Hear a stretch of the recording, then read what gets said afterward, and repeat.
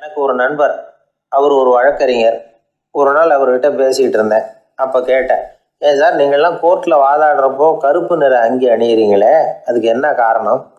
சட்டத்துக்கும் கருப்பு கலருக்கும் என்ன சம்பந்தம் அப்படின்னு கேட்டேன். அது ஒரு சுவாரஸ்யமான கதைன்னார் அவர். சொல்லுங்களேன் அப்படின்னு அவர் சொன்னார். கிபி 1694 இங்கிலாந்து அரசி 2வது மேரிங்கிறவர் இறந்து போனார். அந்த ராணியோட கணவர் 3ஆம் வில்லியம், அவரு ஒரு உத்தரவு போட்டாராம். அரசியோட மறைவுக்கு அனுதாபம் தெரிவிக்கிற வகையில வழக்குரைஞர்கள் எல்லாரும் கருப்பு நிற அங்கி அணியணும் அப்படின்னு. அன்னைக்கு ஆரம்பிச்ச அந்த பழக்கம் அதுக்கப்புறம் மாறவே இல்லையாம், இன்னைக்கும் தொடருது. வழக்குரைஞர்கள்லாம் முதல்ல கருப்பு அங்கி மட்டும்தான் அணிஞ்சாங்களாம். அதில் ஒரு சின்ன சங்கடம், ஏற்கனவே உடம்பு கருப்பாக இருக்கிறவங்க அதுக்கு மேலே கருப்பு ட்ரெஸ் வேற போட்டுக்கிட்டா முகம் பளிச்சுன்னு தெரியாது இல்லையா? அதனால் முகம் பளிச்சுன்னு தெரியறதுக்காக அவங்கெல்லாம் வெள்ளை நிற பட்டியை அணிய ஆரம்பித்தாங்களாம். இப்படி தான் இங்கிலாந்தில் அந்த பழக்கம் ஆரம்பமாயிருக்குது. அந்த சமயத்தில் இந்தியாவை ஆண்டது பிரிட்டிஷ்காரங்க தானே, அதனால் இங்கேயும் அந்த பழக்கம் அப்படி நடைமுறைக்கு வந்துட்டுது. அதே மாதிரி சர்ச்சிலின் மூதாதையரான மார்ல்பரோ பிரபுவின் ஞாபகார்த்தமாக நீதிபதிகள் இந்த வெள்ளை குள்ளாய் அணிகிற முறை பழக்கத்துக்கு வந்துதான். இதுதான் என்னுடைய நண்பர் சொன்ன தகவல். இங்கிலாந்தில் நீதிமன்றம்ங்கிறது ரொம்ப மதிப்புள்ளது. அந்த அளவுக்கு சட்டத்துக்கு அங்கே மரியாதை. அங்கே நடந்த ஒரு சுவாரஸ்யமான நிகழ்ச்சியை ஒரு சகோதரி எழுதி அனுப்பியிருந்தாங்க. அவங்க அப்பா நீதித்துறையை சேர்ந்தவரா, அவர் சொன்னதான் இது. அவங்க எழுதி அனுப்பியிருந்த விஷயம் என்னென்னா, அங்கே ஒரு கேஸில் ஒரு முக்கியமான தீர்ப்பு வழங்க வேண்டியிருக்குது.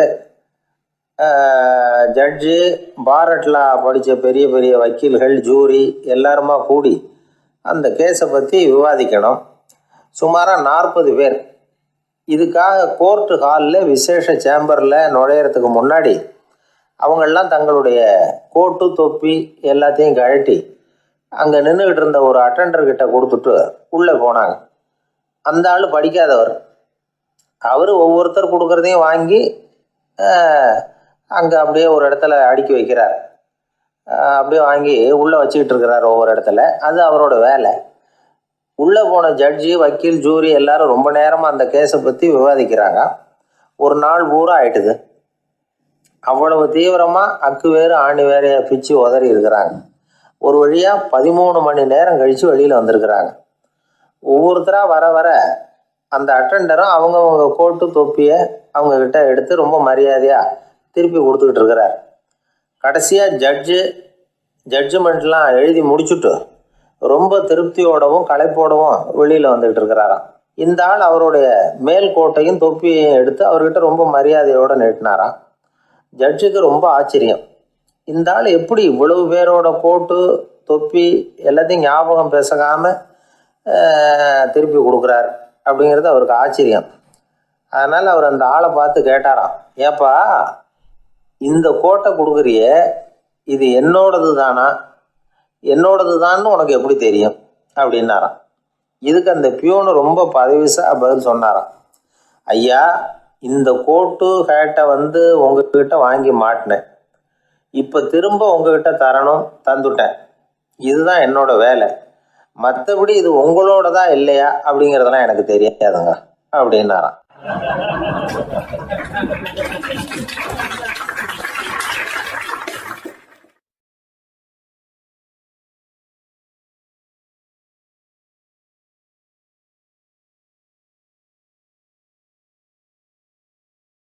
உழைப்பும் நேர்மையும் உயர்வதற்கு வழிகள். அதை விட்டுட்டு உட்கார்ந்த இடத்துல இருந்துகிட்டே உயர போகணும் அப்படின்னு கற்பனை பண்றாங்க. அந்த கற்பனையிலேயே பாதி வாழ்க்கை ஓடி போடுது. உழைப்புங்கிற வழியையும் நேர்மைங்கிற வழியையும் ஒதுக்கி விட்டு குறுக்கு வழியில ஓட நினைக்கிறவங்க குப்புற விழுந்துடுறாங்க. எந்த தொழிலை நாம செய்தாலும் சரி, அந்த தொழிலுக்குரிய பெருமையை நாம புரிஞ்சுக்கிட்டு அதுல ஈடுபடணும். அப்படி இல்லாம என்ன சார் பொழப்புது, இந்த தொழிலை மனுஷன் செய்வானா அப்படி புலம்பிக்கிட்டே இந்த தொழிலையே செஞ்சுக்கிட்டு இருக்கிறவங்க நம்மள பல பேர் உண்டு. செய்யும் தொழிலே தெய்வம் அப்படின்னு சொல்றாங்கல்ல, அப்படி சொல்றது எதுக்காக? அந்த அளவுக்கு அதுல ஒரு ஈடுபாடு வேணுங்கிறதுக்காகத்தான். ஒரு பெரிய மலைப்பகுதி, அந்த மலை அடிவாரத்துல ஒரு சிற்பி உட்காந்து ஒரு சிலையை வடிச்சுக்கிட்டு இருக்கிறான்.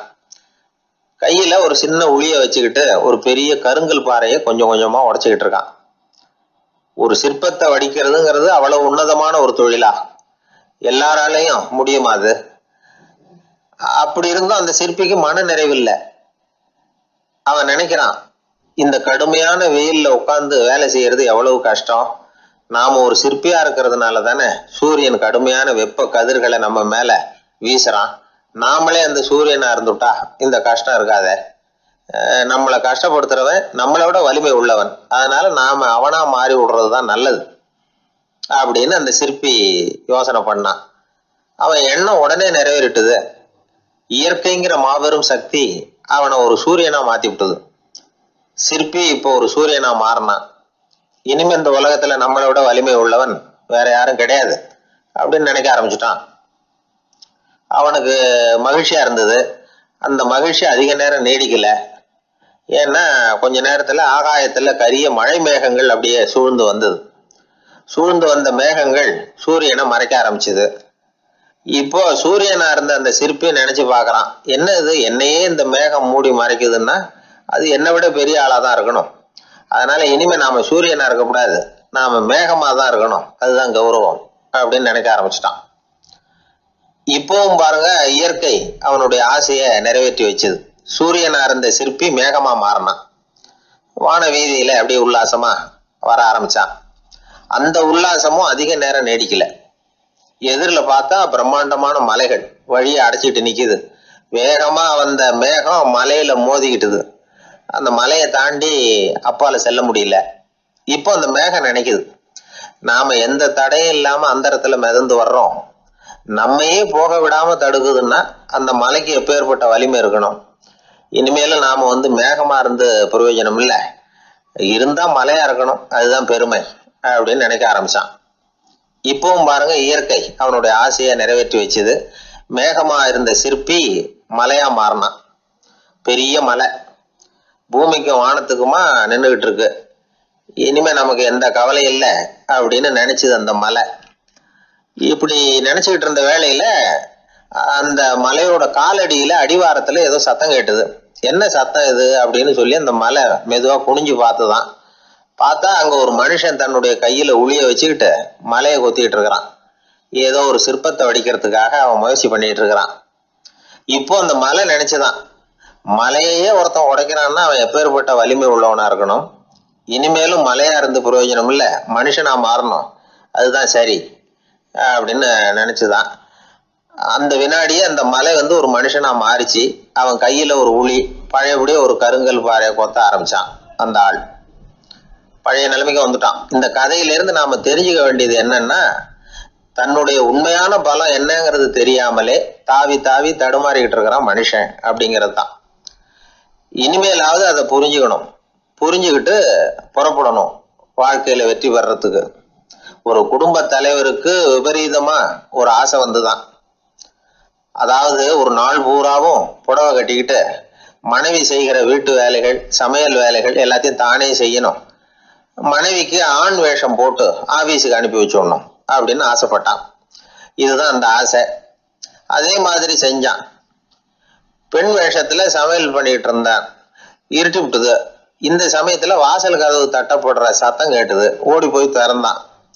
பக்கத்து வீட்டு அம்மா கிடுகிடுன்னு உள்ள வந்துட்டாங்க, காப்பி பொடியோ ஏதோ வாங்கறதுக்கு. இவன் பயந்து போய், கமலாம்மா, நான் சுசீலா இல்ல, சுசீலாவோட புருஷன், பெண் வேஷத்துல இருக்கிறேன், சும்மா ஒரு சேஞ்சுக்காக அப்படின்னா. உடனே அந்த அம்மா கிட்ட பயப்படாத, நானும் கமலா இல்ல, கமலாவோட புருஷன், இதுவும் சும்மா ஒரு சேஞ்சுக்காகத்தான் அப்படின்னானா. இப்படி வாழ்க்கைய விபரீதமா நினைச்சுக்கிட்டு வேற வேற கற்பனைகள்ல வீணாக்கிக்கிட்டு இருக்கிறவங்க தான் ரொம்ப அதிகம். நாம அதுவா மாறணும்னு நினைக்கிறது தப்பு. நாம இருக்கணும் அப்படின்னு நினைக்கிறது தான் உண்மை, அதுதான் சரி. அந்த சிற்பி என்னென்னோ கற்பனை பண்ணி கடைசியில மறுபடியும் சிற்பியாகவே சேர்ந்தான் பாருங்க.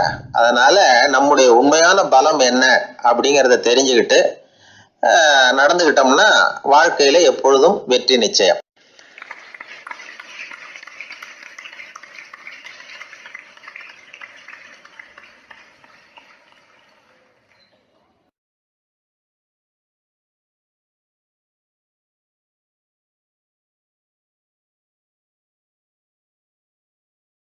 ஒரு நண்பர்கிட்ட பேசிக்கிட்டு இருந்தேன். அவருடைய உறவினர் ஒருத்தர் ஒரு நேர்முக தேர்வுக்கு போயிருந்தாராம், இன்டர்வியூக்கு. ரொம்பவும் பொறுப்பாகவும் கவனமாகவும் செயல்பட வேண்டிய பதவிக்கான நேர்காணல் அது. இவர் எழுத்து தேர்வுல ஏராளமான மதிப்பெண்கள் வாங்கிவிட்டார். அதனால அதை பத்தி கவலை இல்லை. இப்ப நேர்முக தேர்வுல தேர்வு பெறணும். ஏராளமான சான்றிதழ்கள் வச்சிருந்தார். நேர்காணல்ல கேட்கப்பட்ட எல்லா கேள்விகளுக்கும் சரியான பதில தான் சொன்னார். இருந்தாலும் பாருங்க, அந்த நேர்முக தேர்வுல அவர் தேர்ந்தெடுக்கப்படலை. என்ன காரணம் அப்படின்னு பின்னாடி விசாரிச்ச போதுதான் விவரம் தெரிஞ்சுதான். அது என்ன ஆயிருக்குதுன்னா, அந்த நேர்காணலின் போது இவர் நடந்துகிட்ட முறையில சில தவறுகள் நடந்து போச்சான். முக்கியமா 2 தவறுகள். ஒண்ணு, அவங்க ஒரு கேள்வியை கேட்டு முடிக்கிறதுக்குள்ளேயே இவர் பதில் சொல்ல ஆரம்பிச்சுட்டாராம். 2வது என்னன்னா, இவர் நாற்காலியில தாராளமா இயல்பா சாஞ்சி உட்காராம நாற்காலி முனையில உட்கார்ந்துருந்தாராம். இந்த 2 விதமான செயல்பாடுகளும் இவர் அவசரப்படுறவர், பதற்றப்படுறவர் அப்படிங்கிறதுக்கான அடையாளங்கள். அதாவது கேள்வியை கேட்டு முடிக்கிறதுக்குள்ளேயே முந்திக்கிட்டு பதில் சொல்றது. 2வது, நாற்காலியில இயல்பா தாராளமா உட்காராம நாற்காலி முனையில உட்கார்றது. பார்க்க போற வேலைக்கு அவசரம், பதற்றம் இது 2 இருக்கக்கூடாதான். அதனால மார்க் இருந்தும் சர்டிபிகேட் இருந்தும் அந்த வேலை வாய்ப்பு அவருக்கு கிடைக்கல. வேலை கொடுக்கறவங்க நம்ம கிட்ட இருந்து என்னதான் எதிர்பார்க்கறாங்க, இதை தெரிஞ்சு வச்சுக்கிறது நல்லது. முதல்ல, மற்றவர்களுடன் தொடர்பு கொள்ளும் திறமை, அதாவது எபிலிட்டி டு கம்யூனிகேட். நீங்க நினைக்கிறத அழகா தொகுத்து வகைப்படுத்தி சொல்ல தெரியுதான்னு பார்ப்பாங்க. உங்க திட்டங்களை அடுத்தவங்க ஏற்றுக்கொள்ளக்கூடிய விதத்துல வெளிப்படுத்துறதுக்கு உங்களால முடியுதான்னு பார்ப்பாங்க. இதுக்கு என்ன செய்யறது? குழப்பம் இல்லாம சிந்திக்கணும், குழப்பம் இல்லாம பேசணும்.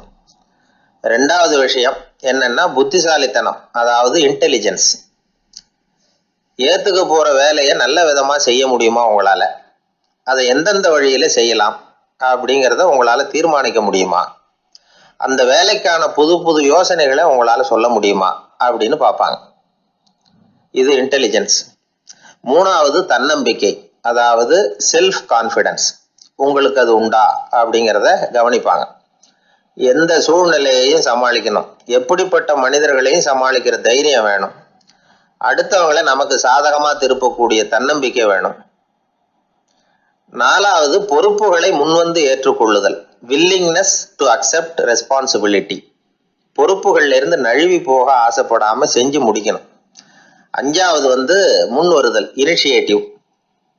வேலையோட முக்கியத்துவம் உணர்ந்து அதை ஏத்துக்கிட்டு தகுந்த நடவடிக்கைகளை தயங்காம எடுக்கிறதுக்கு முன் வரணும். 6வது என்னன்னு கேட்டீங்கன்னா தலைமைத்துவம், லீடர்ஷிப். 4 பேருக்கு தலைமை தாங்கி நல்ல விதத்துல நடந்துக்க தெரியுதா? 7வது கற்பனை திறன், இமேஜினேஷன். சில பிரச்சனைகள் வரக்கூடும் அப்படின்னு முன்கூட்டியே யூகிச்சு அதுக்கு தகுந்த மாதிரி நடவடிக்கை எடுக்கிற திறமை உண்டா அப்படிங்கிறத பார்ப்பாங்க. 8வது என்னன்னா வளைந்து கொடுத்தல், ஃபிளெக்சிபிலிட்டி. சூழ்நிலைக்கு தகுந்த மாதிரி, மாற்றங்களுக்கு தகுந்த மாதிரி அனுசரிச்சு நடந்துக்கிறதுக்கு தெரியுதா அவங்களுக்கு அப்படிங்கிறத கவனிப்பாங்க. அடுத்தது திறமைகளை வெளிக்கொணரும் திறமை, இன்டர்பர்சனல் ஸ்கில்ஸ். அடுத்தவங்க கிட்ட இருக்கிற திறமையை கண்டுபிடிச்சு அதை நல்ல விதத்துல ஊக்கப்படுத்தி பயன்படுத்த தெரியுதா அப்படின்னு பார்ப்பாங்க. 6வது சுய அறிவு, செல்ஃப் நாலேஜ். அடுத்தவங்க நம்மளை பத்தி என்ன நினைக்கிறாங்க அப்படிங்கிறத நம்மளால புரிஞ்சுக்க முடியுதாங்கிறது முக்கியம். அடுத்தது போட்டி மனப்பான்மை, காம்படிட்டிவ்னஸ். அடுத்தவங்களை ஒப்பிட்டு பார்த்து அதை விட ஒரு படி மேல வரணுங்கிற குணம் வேணும். இதுக்கு அடுத்தது என்னன்னா குறிக்கோளை வெல்லுதல், கோல் அச்சீவ்மெண்ட். குறிக்கோளை சவாலா எடுத்துக்கிட்டு அதை அடையணும். அப்புறம் வேறுபட்ட திறமைகள், ஒகேஷனல் ஸ்கில்ஸ். பதவிக்கு வேண்டிய திறமைகள் தவிர மற்ற திறமைகள் எதுவும் உண்டாங்கிறது முக்கியம். நமக்கு வேலை கொடுக்கணும்னு நினைக்கிறவங்க நம்ம கிட்ட இருந்து இவ்வளவும் எதிர்பார்ப்பாங்க. அதுக்கு தகுந்த மாதிரி நம்மளை நாமே தயார்படுத்திக்கணும். எனக்கு வேண்டப்பட்ட ஒருத்தர் ஒரு இன்டர்வியூக்கு போயிட்டு வந்தார், நேர்காணலுக்கு. எப்படி இருந்தது இன்டர்வியூன்னு விசாரிச்சேன். நான் போனேன். அவர் கேட்ட எல்லா கேள்விக்கும் அவர் எதிர்பார்த்தது மாதிரி எல்லா பதிலையும் சொன்னேன். கடைசியா நான் எதிர்பார்க்காத ஒரு தகவலை அவர் சொன்னார் அப்படின்னார். என்னன்னு கேட்டேன். அவரும் என்ன மாதிரியே இன்டர்வியூக்கு வந்தவர் தானா, சும்மா என்ன கேள்வி கேட்டுக்கிட்டு உட்காந்துருந்தாராம் அப்படின்னார். அதனால ஒரு நேர்காணலுக்கு போறதுக்கு முன்னாடி என்ன எதிர்பார்க்கறாங்க அப்படிங்கறத தெரிஞ்சுக்கிட்டு போனா வெற்றி நிச்சயம்.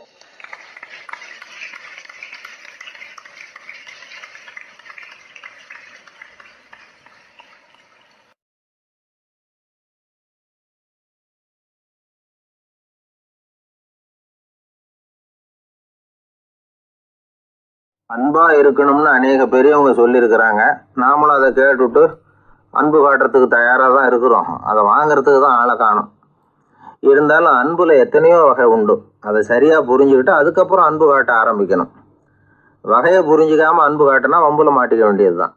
அன்புன்னா சாதாரணமா நினைச்சு விடாதீங்க. அதுல எவ்வளவு விதம் தெரியுமா? இரக்கம், கருணை, காருண்யம், பந்துத்துவம், பட்சம், பாசம், நேசம், விசுவாசம், அபிமானம், காதல், பக்தி, இப்படி பல விதமா அதை பத்தி சொல்லி வச்சிருக்கிறாங்க பெரியவங்க. இந்த வார்த்தைகள்லாம் நாம கேள்விப்பட்டது தான். இருந்தாலும் அதுகளுக்குள்ள என்ன வித்தியாசம்னு கேட்டால் சரியா சொல்ல தெரியாது. அதனால இந்த வார்த்தைகளுக்கெல்லாம் பெரியவங்க என்ன விளக்கம் சொல்றாங்கன்னு இப்போ பார்க்கலாம். எளியவர்கள் மேல செலுத்துற அன்பு இருக்கு பாருங்க, அதுக்கு இரக்கம்னு பேரு.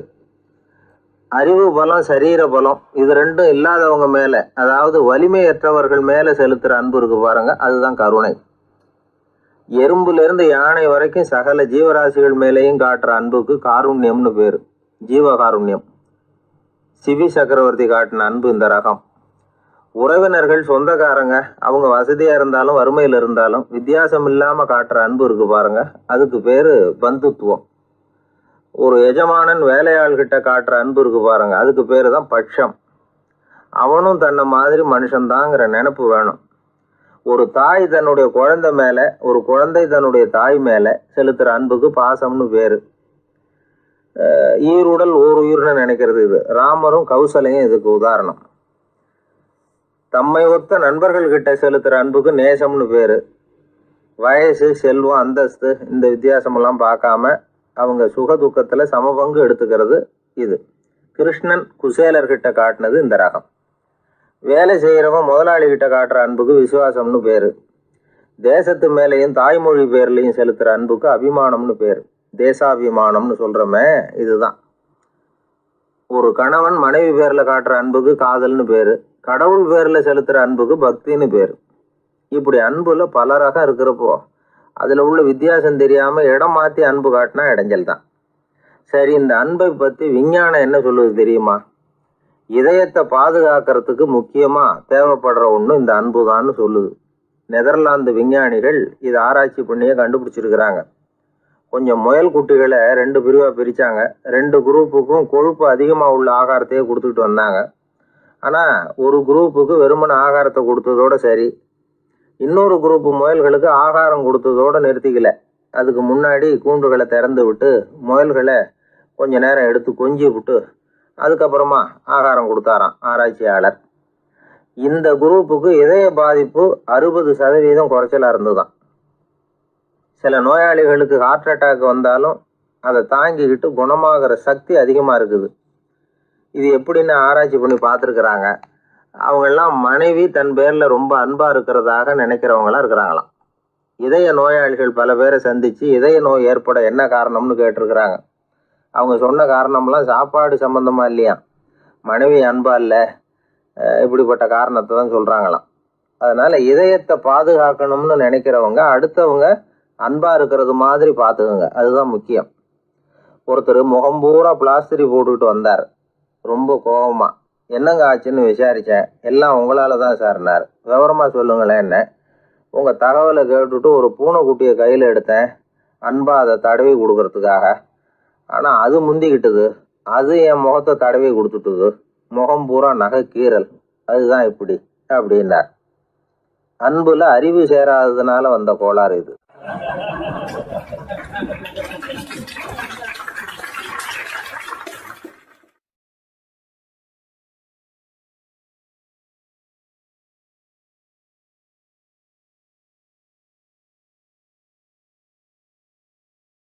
ஊர்ல ஒரு ஞானி இருந்தார். ஒரு நாள் அவரை தேடிட்டு ஒருத்தர் வந்தார்.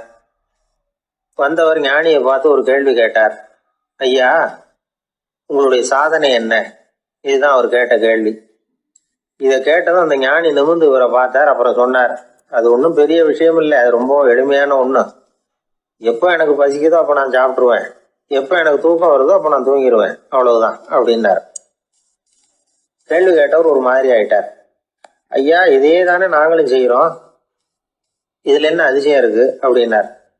இப்போ அந்த ஞானி சொன்னாராம், இங்கதான் நீங்க தப்பு பண்றீங்க அப்படின்னாராம். அப்படியான்னாரு இவர். ஆமா அப்படின்னாராம். நீங்க செய்யற தவறு எனக்கு புரியுது.